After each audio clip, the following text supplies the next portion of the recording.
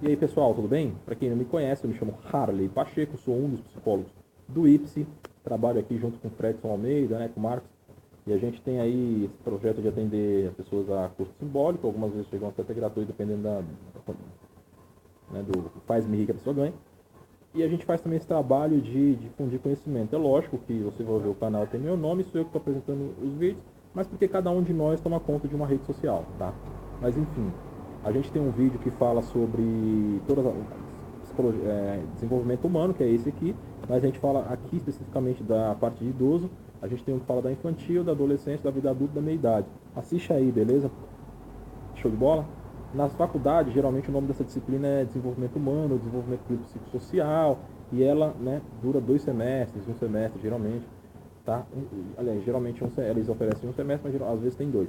E a gente tentou aí fazer um apanhado e fazer em 60 minutos, mas ia dar muito tempo, a gente começou a quebrar.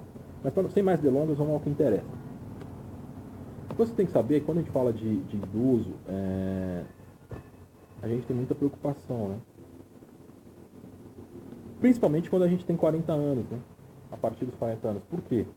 Porque a gente também está entrando na meia-idade, e a meia-idade é a transição para a vida de idoso, né? Os psicólogos, eles falam que existem aí duas categorias iniciais, tá? Uma que vai de 65 a 75 anos, que é a velhice inicial, e a avançada, a velhice avançada, que é a partir dos 75 anos, né? Em diante, né? Nessa primeira categoria, os idosos eles tendem a ter muito tempo livre, e eles querem usar isso de uma maneira muito significativa, né? Só que eles ainda não, né, eles não sabem, porque se você for ver, o cara não trabalha, ele não tem aí uma rotina, ele não tem o que fazer, né? O idoso, nesse momento da vida, eles não costumam sofrer ainda de doenças crônicas, né? De problemas físicos, mas eles já começam a perceber uma ligeira limitação física no corpo. Isso é um problema para eles, né? Só que, de um modo geral, eles se sentem aptos e propensos a aventuras, tá?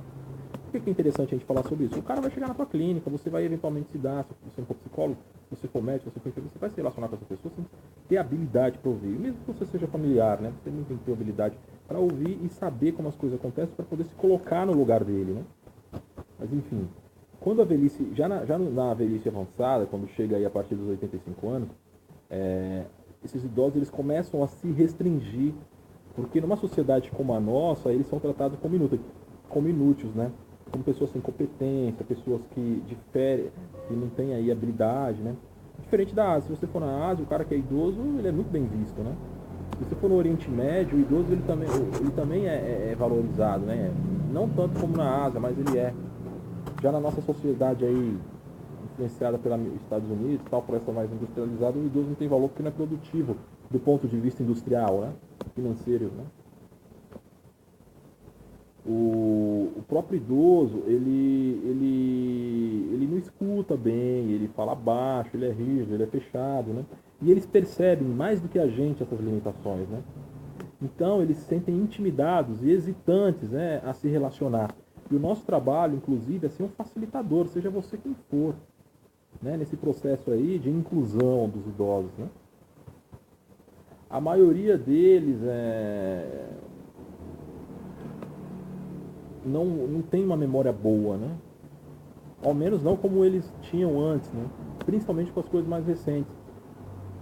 As antigas ficam mais difíceis de processar, então eles acabam que, às vezes, se prendendo no passado, né? E lá ficam lá contemplando, né, o passado. Uma coisa boa do idoso é que as pesquisas mostram, inclusive as pesquisas estão nesses livros, tá? Que a gente colocou como referência, que os idosos eles são mais criativos do que jovens, né? E eles não perdem essa capacidade, né? Tá? Um ponto-chave do idoso é que ele começa o processo de enfrentamento que vem com a velhice, que é o enfrentamento da morte, né? Porque ele começa a perder pessoas próximas. Então, nesse enfrentamento, o medo aparece, né? De uma maneira muito forte, embora os idosos digam que não tem medo de morrer, né? A parte dessa da morte, acho que ninguém está preparado, né? às vezes a pessoa está mais forte para isso, mas não está bem preparada. Teve uma pesquisadora que é médica, chama Elizabeth Kubler-Ross, ela fez uma pesquisa muito séria, está no livro também, e nesse estudo ela dividiu esse enfrentamento em fases, tá? Fase onde o idoso fica chocado, tá? Depois onde ele agoniza não é agonizar, é ele ficar tipo chorando, né? No mimimi e tal, porque é como se os planos dele tivessem interrompidos. Eu não falei mimimi no sentido pejorativo, tá, amigos? Depois vem a fase da barganha, que é onde ele começa a dialogar com Deus, aí tentando adiar o inadiável. Inadiável não, né? Vamos falar que é adiar o inevitável, porque a morte é adiável, ela não é inevitável, né? E aí depois disso vem a depressão e posteriormente uma aceitação dela, porque o cara entende que não tem mais o que fazer, né? Então eu vejo que a parte interessante é a gente saber lidar com isso aí, né? Bem, pessoal, a aula foi curtinha, mas ela foi bem objetiva, tá? Ela foi um resumo do que a gente leu no livro, porque o livro se centra muito em pesquisas aqui, a gente não citou, não detalhou as pesquisas, a gente falou a minha recomendação é que você assista todas as videoaulas, se puder ler os originais. Beleza? Assim, escreve a gente, segue no Instagram, Harley Pacheco, psicólogo Harley Pacheco, segue a gente no Instagram, entra no site do IPS, www.ips.com.br, porque todos os textos estão lá. Valeu? Show de bola e estamos aí!